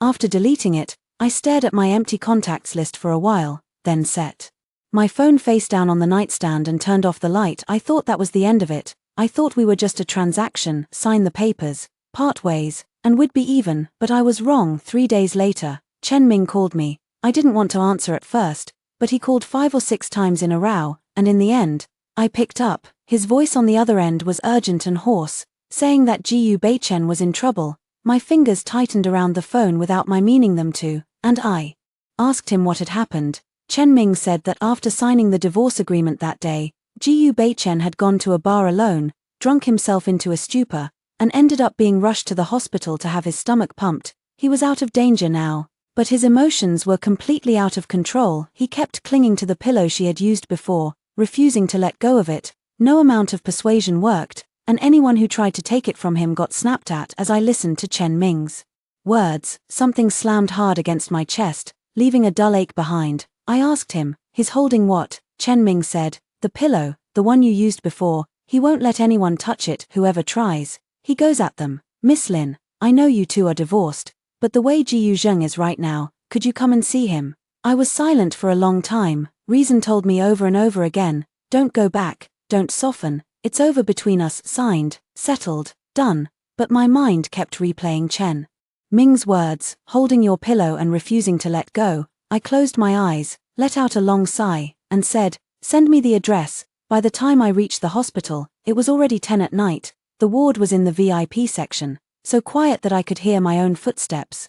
With only the nurses on duty at the station speaking in low murmurs, Chen Ming was waiting at the door, and the moment he saw me, the tension visibly drained from his shoulders. He said Gu Baichen had just fallen asleep, but he was restless, talking in his sleep the whole time. I nodded and pushed the door open. Only a bedside lamp was on in the room, casting a dim, soft yellow glow. Gu Baichen lay in bed, his brows knitted tightly, his face pale with not a trace of color, his lips dry and chapped. His arms were wrapped tightly around a pillow, the very one I had used in the apartment. The pillowcase was wrinkled from his grip, and I could still faintly catch the scent of the shampoo I always used. I stood by the bed, looking at him, unable to name what I felt, like something was lodged in my throat that I could neither swallow nor spit out. He suddenly turned over and mumbled something indistinct. I leaned in closer and made out the words, "Don't go." My heart gave a sharp twist. He continued, his voice very soft, carrying a fragility I had never heard in him before. "Not because she looks like her, because it's you, it's you." I stood there, and the tears finally fell. I sat down in the chair by the bed and looked at his face, asleep. He had none of his usual cold hardness or distance. His brows were furrowed, his mouth pressed tight, like a child trapped in a nightmare. I reached out and gently smoothed the crease between his brows. His skin was burning hot, as if he still had a fever that night. I didn't leave. I sat in that chair and watched over him the whole night through. He woke once in the middle of it, looked at me with dazed eyes, as if he couldn't tell whether it was a dream or reality. He reached out, his fingertips brushing against mine, then closed his eyes again. I heard him say something in a slurred voice, so faint, but I caught it clearly. He said, "Good that you're back." I sat there, tears streaming silently all night. The next morning, sunlight slipped through the gap in the curtains and fell across his face. He slowly opened his eyes, saw me sitting by the bed, and froze for a moment. He pushed himself up, leaned against the headboard, and looked at me for a long time without speaking. I looked back at him, not knowing where to begin. In the end, he broke the silence first. His voice was hoarse, carrying the exhaustion of a hangover. "Why are you here?" I said. "Chen Ming called me." He was quiet for a moment, then said, "He's meddling." I said, "He doesn't want to watch you destroy yourself." He didn't answer. He turned to look out the window, sunlight falling on his profile, his lashes casting faint shadows beneath his eyes. After a long while, he turned back to me, and the cold hardness in his gaze was gone, replaced by a frankness I had never seen in him before. "Don't go," he said, his voice low, as if afraid of startling something. "Not because she looks like her. Because it's you. From the very first time I saw you, it was because you're you." I looked at him, and the tears welled up again. I lowered my head, wiped my eyes with the back of my hand, and said in a muffled voice, "When you signed that paper that day, you didn't hesitate at all." He said, "That's because you wanted to leave, and I couldn't stop you." There was a rare note of helplessness in his voice. I'm the kind of person who, my whole life, could never hold on to what I wanted. I raised my head to look at him. His eyes were bright, threaded with red, heavy with exhaustion, and something else I couldn't quite name. He said, "I don't want to lose it again, so don't go." I sat there, looking at him, and the wall I had built in my heart for so long finally collapsed completely. The divorce agreement was signed, but I couldn't leave. It wasn't that I didn't want to, it was that Gu Beichen wouldn't let me. That morning when he woke up and saw me asleep, slumped over the edge of the bed, he didn't wake me. Instead, he quietly draped his own blanket over me. When I woke up, I found him watching me with a tenderness I had never seen in his eyes before. I startled, scrambled to my feet, and said, "I'll get you a glass of water." He caught my wrist. His grip wasn't hard, but I couldn't pull free. He said, "Don't go, not because she looks like her, because it's you." I froze, standing there, not knowing what to say. He sat up, his hair a little messy, the traces of last night's drinking still on his face, but his eyes were bright and serious. He said, "I admit it, the first time I saw you, it was because you looked like her, but that's in the past now. Later, when I married you, when I lived with you, watched you eat, watched you laugh, watched you cry, watched you argue with me, I don't know when it happened, but you stopped being her. You're you, Lin Yen Yen." My heart was in turmoil, something churning inside me. I bit my lip and said nothing. Then he said, "I tore up the divorce agreement." I jerked my head up. "What?" I said, "I tore up the divorce agreement." He took a paper shredder out of the bedside cabinet and, right in front of me, fed the signed agreement into it. The machine whirred a few times, and the paper came out as a pile of shreds. I panicked. "Are you insane? I signed that agreement." "I'm not insane," he said. "I've never been clearer-headed in my life." I stood there, looking at him, not knowing whether to be angry or to laugh. He said, "You don't want the money, fine, but you can't refuse the person." He said it in a flat tone, as if stating something perfectly ordinary, but I could see the hand gripping the shredder trembling slightly. I took a deep breath. "Gu Beichen, you can't do this. We agreed from the start, divorce. After a year, no interference in each other's lives." He said, "I changed my mind." I opened my mouth, but no words came. He stood up, walked over to me, and stood very close. I could smell the faint scent of his aftershave. He said, "Lin Yen Yen, in my whole life, I've never begged anyone for anything. Today, I'm begging you once, don't go." I looked into his eyes, and in that moment, I saw the vulnerability inside them. The man who dominated the business world, the cold-faced president. Everyone was afraid of right now. He was like a child, begging me not to leave. My heart softened, but I still said, "I need time to think." He said, "Fine, I'll give you time, but you can't move out." I didn't agree, and I didn't refuse. Over the next few days, an odd understanding grew between us. He came home on time every day, stopped working late. When I cooked, he would stand nearby and watch, occasionally handing me a plate. We no longer slept in separate rooms, though not in the same bed.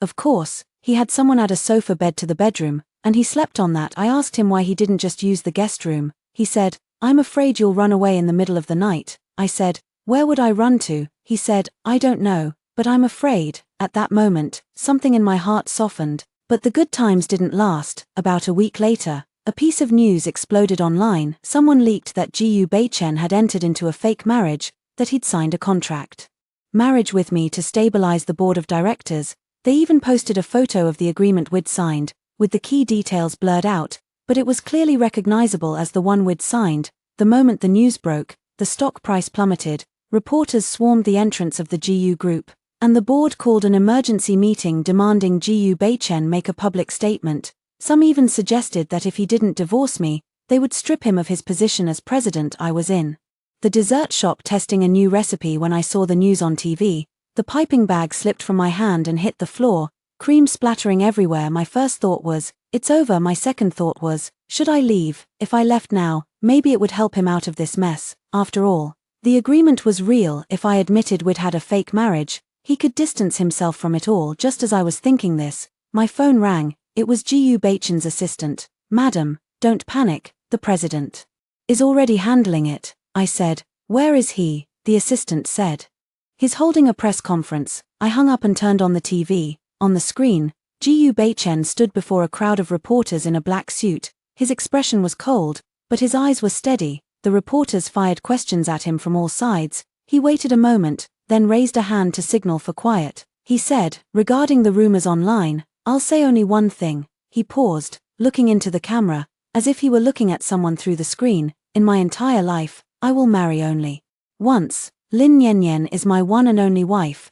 This marriage was real from the very beginning. It is real now, and it will be real in the future. The reporters erupted. Someone shouted, then how do you explain the photo of the agreement? He said, that's a private matter between my wife and me, not for public disclosure. But I can tell you this, that photo is fake. If anyone can produce the original document, I, GU Beichen, will admit defeat on the spot. If they can't, it's defamation. With that, he turned and walked away. The reporters chased after him, but the bodyguards blocked them. I sat on the sofa, staring at the TV screen, tears streaming down my face without stopping. I didn't know whether what he'd said was true or false, but in that moment, I believed him. That night, he came home very late. I was sitting in the living room waiting for him. When he pushed the door open and saw I was still awake, he paused for a moment. He said, why aren't you asleep yet? I said, I saw the news. He walked over and sat down beside me. Don't worry, I can handle it, I said.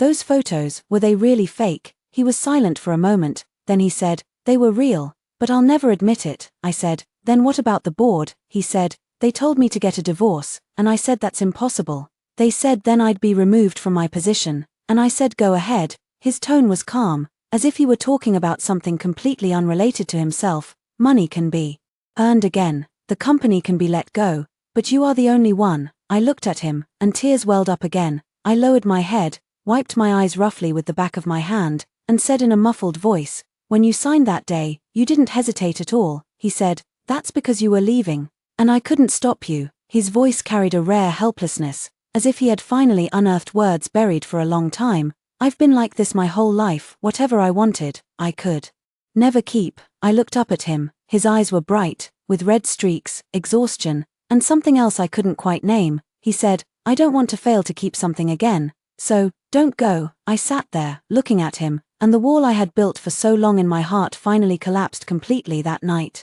He didn't sleep on the sofa bed. We sat side by side on the edge of the bedroom bed, neither of us speaking. Later, I got tired, my head tilted, and I fell asleep leaning on his shoulder. He gently laid me flat, tucked the blanket around me, and then placed a kiss on my forehead. I kept my eyes closed, pretending I hadn't felt anything, but my heart was pounding so fast it felt like it might leap out. After the press conference, public opinion didn't settle down. The board still wouldn't give up, constantly pressuring GU Beichen to divorce. His attitude was as hard as iron. If you think I'm not fit to be president, I can resign, but I will not trade my marriage as a deal. When those words got out, they unexpectedly turned the tide of public opinion. Many people began praising him for being responsible and a real man. Some netizens even dug up details about us, saying that on the day I sat at the wrong table, he was originally supposed to go on a blind date for his younger brother, but by a twist of fate, he met me instead. Some said it was destined, others called it fate's design. The stock price slowly recovered, the board quieted down too. After all, GU Beichen's abilities were undeniable. No one else could necessarily do better than him. But GU Beichen did something that completely won me over. He had someone draft a new agreement, not a divorce agreement, but a property agreement. He transferred half of his assets to me, including several houses, some stocks, and a sum of cash. When I got the agreement, my hands were trembling. I said, "Are you crazy?" He said, "I'm not crazy. This is my guarantee to you, whether you stay or leave in the Future, you'll always have a foundation. I said, I don't want it. He said, you must accept it. This is what I owe you. I said, you don't owe me anything. He said, I owe you a real wedding. I was stunned. He knelt on one knee and took a ring box out of his pocket. He opened it, and inside lay a diamond ring, not very large, but very delicate, like a small flower. He said, Lin Yen Yen, marry me, not a contract, not a deal, from the heart. I looked at him, and tears burst out instantly. I said, get up. He said, if you don't say yes, I won't get up. I said, I say yes. He stood up and slipped the ring onto my finger. It fit perfectly. I asked him, how did you know my finger size? He said, I measured it while you were asleep. I laughed, tears still on my face, but my heart was sweet. We held another wedding. This time it was real, no agreements, no conditions, only family and friends. My mother sat in her wheelchair, pushed to the front row, smiling from ear to ear. Gu Baichen's parents also came. His mother was still a bit cold, but at least she didn't make things difficult for me. His father, on the other hand, was very happy and kept toasting with Gu Baichen at the wedding. Gu Baichen said a few words. I'm not good with words, and I don't know how to say sweet things, but today, I want to say one thing. Lin Yen Yen, thank you for sitting at the wrong table. Everyone in the audience laughed, and I laughed too, tears streaming down again after marriage. Our life gradually settled into a routine. My mother's condition improved day by day under the treatment of the specialists Gu Baichen had brought in. The doctor said that with a bit more treatment, she would be able to walk on her own. When I heard the news, I was so happy I hugged my mother and cried. I quit my clerical job at the company and opened a small dessert shop. The shop wasn't big, tucked away in a quiet alley, but it was decorated warmly. I got up early every day to make desserts. And Gu Baichen would sometimes come to help, even though he was clumsy, squeezing cream everywhere. I didn't mind. He became my #1 fan and free delivery guy. Sometimes when the shop got too busy, he'd deliver orders in his suit, and the young women who received their deliveries were amazed, saying, the delivery guy is so handsome. I heard that, and felt a little jealous, but mostly sweet. One day, after he came back from delivering, he sat in the shop eating the tiramisu I'd just made. He took a bite and said, this is better than last time. I said, last time you said it was too sweet, so I cut down on the sugar. He nodded, took another bite, and then said, honey, I want to tell you something. I said, what is it? He said, my mom wants to invite you to dinner. I was taken aback. Since we got married, his mother had been indifferent to me. She hadn't made things hard for me at the wedding, but she'd never been warm either. Now suddenly inviting me to dinner made me nervous. I said, is she going to criticize me again? Gu Baichen said, no, she said she wants to apologize to you. I was even more surprised. Apologize? For what? He said, she said she treated you badly before and wants to apologize. I told her she didn't need to, but she wouldn't listen. I was silent for a moment, then said, all right, I'll go. That evening, we went to the Gu family's old house. His mother was sitting in the living room. When she saw me come in, she stood up, looking a bit awkward. She said, you're here? I said, yes, I'm here. She hesitated for a moment, then said, what happened before was my fault. I apologize to you. I looked at her, feeling complicated inside. I knew she was a proud person, and just saying those words was already a lot. I said, it's fine. Let the past be the past. She nodded, and her expression relaxed a little. That night, she cooked a whole table of dishes herself. The taste was average, but I ate with great relish. Gu Baichen sat beside me, watching me eat, a smile at the corner of his mouth. After dinner, his mother took my hand and said, Nyen Nyen, I was wrong before. From now on, you are my daughter. My nose tingled, and I almost cried again as the days went by. My relationship with Gu Baichen slowly warmed. He was still the cold-faced CEO, but at home, he became more and more relaxed. He would watch dramas with me. Though he always complained the plots were too melodramatic, he would hug me from behind while I was making desserts, resting his chin on my shoulder, saying, honey, you smell so good. He would cover me with a blanket in the middle of the night and sneak a kiss. I thought life would stay this peaceful forever until one day, I found out I was pregnant. That morning, I felt nauseous after getting up, and even after breakfast, I threw up. Gu Baichen panicked and insisted on taking me to the hospital. I went, and when the results came back, the doctor said, congratulations, you're pregnant. About 6 weeks along. I held the test result, my hands trembling. Gu Baichen stood beside me, staring at the paper, his expression strange. First he froze, then the corners of his mouth slowly lifted, and finally, He picked me up and spun me around in the examination room. The doctor said, "Sir, be careful, you can't spin a pregnant woman like that." He quickly set me down, flustered, saying, Sorry, I'm just too happy." On the way home that day, he kept grinning foolishly. I sat in the passenger seat, watching him, feeling that this man had really changed. The cold, distant Gu Beichen from before had somehow become a man who grinned like a fool, got nervous, and acted clingy in front of me. He said, "Honey, what do you want to eat? I'll make it for you when we get home." I said, "Don't you not know how to cook?" He said, "I can learn." I said, "Then I want braised pork." He said, "Okay, I'll look it up online when I get back." I laughed, and he looked at me with such gentle eyes. At that moment, I felt truly happy. When I was 5 months pregnant, I thought life had completely stabilized. The dessert shop's business was getting better, Gu Beichen was treating me better and better, and my mother's health was recovering. I felt everything was moving in the right direction, but some people just can't stand seeing you happy. That afternoon, I was in the shop making a new mango mousse I'd been developing when my phone suddenly rang. It was Gu Beichen's assistant, sounding urgent. Something's happened online again." I put down my tools and opened my phone. The top trending topic was Lin Yanyan's scheming rise, followed by a hot tag. I clicked on it and found a long article with several photos, detailing how I sat at the wrong table to meet Gu Beichen, and questioning whether our marriage was a farce. The article ended with, "A poor girl sits at the wrong table and marries into a wealthy family. Is this really just a coincidence? Or was it a carefully planned scam from the start?" The comments section exploded. Some called me a scheming woman, others called me a gold digger, and some said I wasn't worthy of Gu Beichen.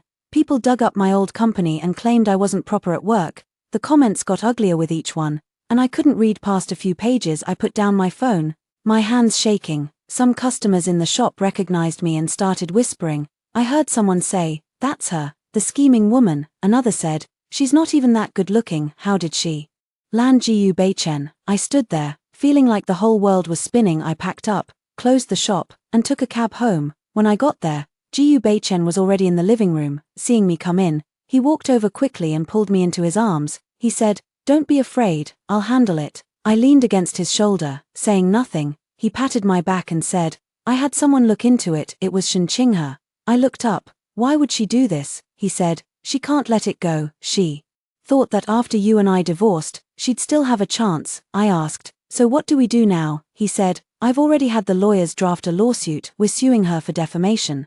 But as for public opinion, you might need to address it yourself." I froze for a second. "Me, address it myself?" He said, "If you don't want to, I can." "No," I cut him off, "I'll do it." That night, I sat in the study and wrote my speech for the entire night.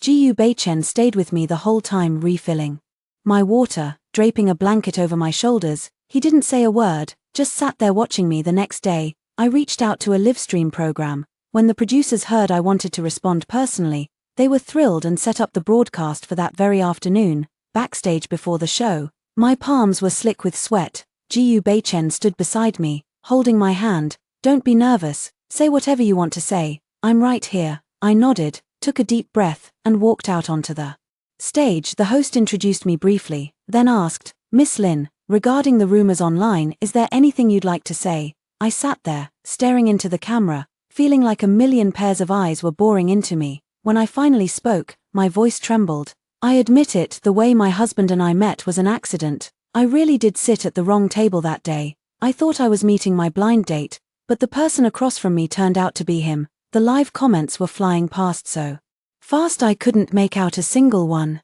I kept going, "But I can tell everyone here, I didn't marry him because he's the president of the GU group. I married the man who silently drapes his jacket over me when I cry, the man who buys me strawberries and clumsily makes me midnight snacks, the man who secretly paid my mother's medical bills when she was sick and never once told me." Tears spilled down my cheeks, but I didn't wipe them away. "I'm not some scheming woman, I'm just an ordinary girl who fell in love with an extraordinary man. Our marriage was real from the very beginning. If you don't believe me, that's fine. All I want to say is I have nothing to be ashamed of." When the broadcast ended, I walked backstage. Gu Beichen was standing there waiting for me, his eyes red. He walked over and pulled me into his arms. "You're the thing I'm most proud of in this entire life." I leaned into his chest and cried like a child. The live stream worked better than we ever could have hoped. A flood of netizens changed their tune. People said, "She's so sincere." Others wrote, I'm crying. Someone even dug up Shenqinghe's old dirt and exposed her as the real schemer. The tide of public opinion turned completely within a single day. Shenqinghe's company released a statement saying, personal actions, unrelated to the company, and cut her loose entirely. I heard later that she went abroad and never came back. After everything, my dessert shop suddenly exploded in popularity. People came from all over just to check it out, saying they wanted to taste the CEO's wife's desserts. I didn't know whether to laugh or cry, but I treated every single customer with the same care. On my birthday, Gu Beichen did something that stunned everyone. He bought out the LED screens on the entire building in the city center and played our story on a loop from the day I sat at the wrong table, to the wedding, to the pregnancy, to the footage of my live stream. At the very end, one line appeared on the screen, Lin Yen Yen, marrying you was the best decision I ever made. I stood on the street below, staring up at those screens, tears streaming down my face. People around me stopped to look. Someone recognized me and started clapping. I stood there, crying and laughing at the same time, looking like a complete fool. The day our second child was born, Gu Beichen slipped and fell right outside the delivery room. It's honestly kind of embarrassing. I was lying on the delivery bed, sweating from the pain, and he was holding my hand, his face even paler than mine. The doctor said, "Sir, maybe you should wait outside." He said, "No, I'm staying with her." Then, when the doctor told me to push, he stood up to get a better look. His foot caught, and he went down hard, flat on his back. Everyone in the delivery room froze. Then the nurses couldn't hold it in anymore and burst out laughing. I was lying there in agony, but I couldn't help laughing either. He scrambled to his feet, brushed the dust off his clothes, and said, I'm fine. Then he took my hand again and said, "Honey, you can do this." In that moment, I thought this man is such a clumsy fool, but is also so adorable. Our second child was a girl, giving us one of each, a perfect good character. Gu Beichen held our daughter, his eyes shining. "She looks like you." "Where?" "She was just born," I said. "Her eyes, and her nose. You're just seeing what you want to see." He grinned. "That's right, you're my beauty." Day by day, our life grew sweeter. To the outside world, Gu Beichen was still the ice-cold CEO, but at home, he was the wife's servant who changed diapers, got up at midnight to make formula, and cooked me late-night snacks. He learned to cook, and sure, the first few attempts were terrible, but I never complained. So he just kept getting better. My mother's health fully recovered. She could walk on her own again. She moved to an apartment near our neighborhood and spent her days helping with the kids and cooking meals. She said, "Nian Nian, you found yourself a good man." I said, "I know, Mom." The dessert shop was doing better and better. I hired a few employees, so I didn't have to be there every day. Sometimes Gu Beichen would take me on trips, saying, "We never had a honeymoon before we got married. Time to make up for it now." We went to so many places,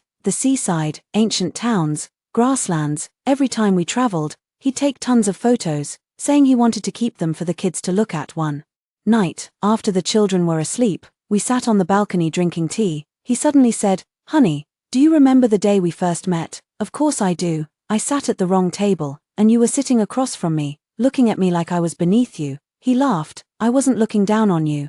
I was thinking, how can this girl eat so much?" I swatted his arm. "You're the one who eats a lot." He took my hand. "After you left that day, I sat there by myself and finished all the leftover dishes. When the waiter came to clear the table, I saw the lipstick mark you'd left on the napkin. You kept it. It's been in my wallet ever since." I froze. He pulled out his wallet and flipped to the innermost compartment. Tucked inside was a yellowed napkin with a faint lipstick print on it. I looked at that napkin, and my eyes welled up instantly. He said, "That's my love at first sight." I leaned against his shoulder, looking up at the stars, my heart full to bursting. Gu Beichen, thank you. For what? Thank you for not leaving that day. He bent down and kissed my forehead. Silly, if I'd left, how would I ever have met you? That night, we sat on the balcony and talked for hours, about the past, about the present, about the future. He said once the kids were grown, he'd retire and take me around the world. I asked what would happen to the company. He said his brother would take over. I asked if his brother was reliable. He said if he wasn't, they'd hire a professional manager. What if your brother runs the company into the ground? I asked. Then so be it. He said, my wife makes desserts. Anyway, we'll never starve. I laughed. You're always picking on me. He pulled me closer. Not picking on you, spoiling you. Years later, on an early evening, we brought the two kids back to that same restaurant. It was still their new owner, but the decor hadn't changed much. We sat by the window, at the exact table where I'd sat at the wrong table all those years ago. The kids looked around curiously, asking why we'd come here. I said, because this is where Daddy and Mommy first met. Our eldest asked, so how did you two meet? I looked at Jiu Beichen. He smiled. Your mom sat at the wrong table. People meet from sitting at the wrong table. Yes, I said, they do. Some fates are just written in the stars. Jiu Beichen took out that napkin from his wallet and placed it on the table. The lipstick mark had faded, but it was still there. Keep it, he said. We'll show the kids when they're older.